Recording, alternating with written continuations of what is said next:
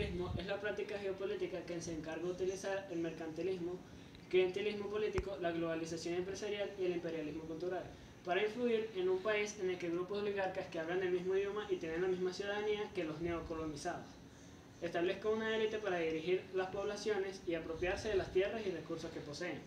El neocolonialismo, en este sentido, es un sistema político basado en el dominio indirecto por parte de las grandes potencias sobre otras naciones menos desarrolladas y que está motivado principalmente por razones geopolíticas, económicas y de supremacía militar. El colonialismo fue un proceso que siguió a la descolonización e independización de las naciones que se encontraban sometidas al régimen colonial de las potencias europeas. De esta manera, a pesar de los nuevos estados soberanos, haber alcanzado la independencia política, continuaron viviendo en una situación de independencia económica, tecnológica, cultural, etc. frente a las antiguas potencias, es decir, consumiendo su mercancía, su tecnología, sus productos culturales e incluso siguiendo a ocasiones sus directrices políticas. La industrialización del continente había marcado un intenso proceso de expansión económico. El crecimiento de los parques industriales y la acumulación del capital hicieron que las grandes potencias económicas de Europa buscasen expandir sus mercados anhelando una mayor cantidad de materia prima a bajo costo. Fue en este contexto que, desde el siglo XIX, otros países buscaron explorar las regiones de África y Asia.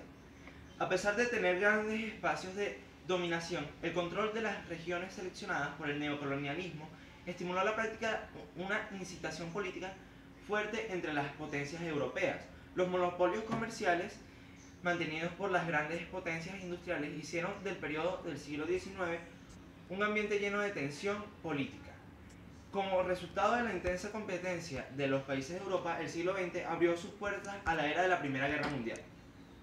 Las potencias europeas no fue apenas económica, sino completa, es decir, militar, social y política, para imponer el nuevo modelo de organización del trabajo que pudiese garantizar principalmente la extracción de los minerales para sus industrias en Europa. La violencia militar y la explotación en el trabajo, sumadas a las imposiciones sociales, incluidas la diseminación del cristianismo entre los pueblos nativos, produjeron un proceso de aculturización y en la mayoría de los casos de desprivatización.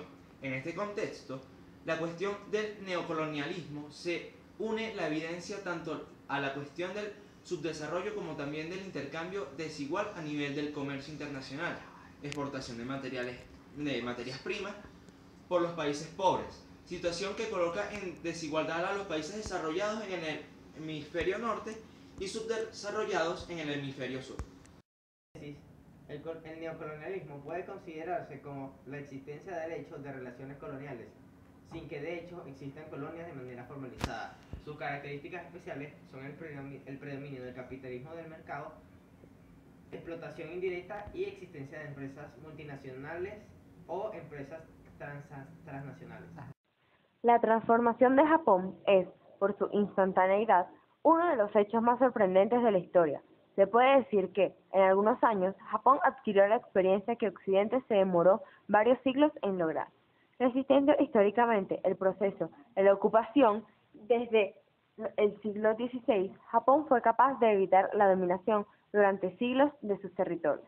Solo en la segunda mitad del siglo XVI, las tropas militares de Estados Unidos lograron forzar la apertura de la economía japonesa. Con la entrada de los valores y conceptos de la cultura occidental en Japón, se produjo una reforma política y económica que industrializó al país. Este hecho fue conocido como la Revolución de Meiji. Entre 1867 y 1912 tiene lugar esta época en la cual se desarrolla definitivamente un Japón nuevo, que, abierto al mundo, sabe guardar sus tradiciones esenciales. A la muerte del emperador Komei en 1867, el nuevo emperador, Mutsu-Hito, eligió el nombre de Meiji, que significa gobierno de la luz, para designar su reinado. Los principios del gobierno iluminado fueron restablecer la autoridad del emperador y la occidentalización, es decir, el fin de la época feudal y la conversión de Japón en el primer país no occidental que desarrolla las técnicas de la primera revolución industrial. Se hizo un estudio a Japón y se dedujo que los japoneses eran débiles por dos motivos. Primero, desconocían la tecnología occidental y segundo, por su líder Shogun. Shogun era un primer ministro. A Japón lo gobernó un pueblo Yamato, un sitoísta, es decir, un emperador, ser divino. Pero al no poder verlo, no cumplían con sus órdenes, así que lo quitaron del poder y colocaron al emperador Mutsunobu. Se le llamó Era Meiji o Ilustrada a los cambios que sucederían después. Los japoneses deciden aprender la tecnología occidental. Para ello envían estudiantes al extranjero. Abren escuelas primarias por cada 500 niños, secundarias por cada 1000, preparatorias por cada 3000 y universidades por cada 5000. Cambian su sistema de pesas y medidas, su calendario y sus sistemas agrícolas para adoptar los occidentales. Además, crearon una armada, copia de la inglesa, y un ejército, copia de los prusianos. Estos cambios se dieron en 1880. Con estas reformas, Japón salió de su situación económica para entrar en las disputas feudales de los imperialistas. En 1894, los japoneses le declararon la guerra a China y tomaron el control de la región de Manchuria. También estuvieron interesados en la exploración de la misma región los rusos, quienes disputaron la región china en la guerra ruso-japonesa en 1904. Derrotaron a Rusia en 1905 y a esto se le llamó milagro japonés, debido a que los japoneses pasaron a ser toda una potencia en solo 24 años. Después de confirmar el dominio de Manchuria, los japoneses también disputaron regiones del Océano Pacífico con los Estados Unidos, que se tradujo en conflictos entre estos poderes, entre los años 1930 y 1940. Otras guerras y conflictos son resultados del neocolonialismo. Entre ellos podemos incluir poder de relieve en la Primera y Segunda Guerra Mundial. La neocolonización generará diversos conflictos entre los países europeos, que se traducirán también en guerras en las colonias.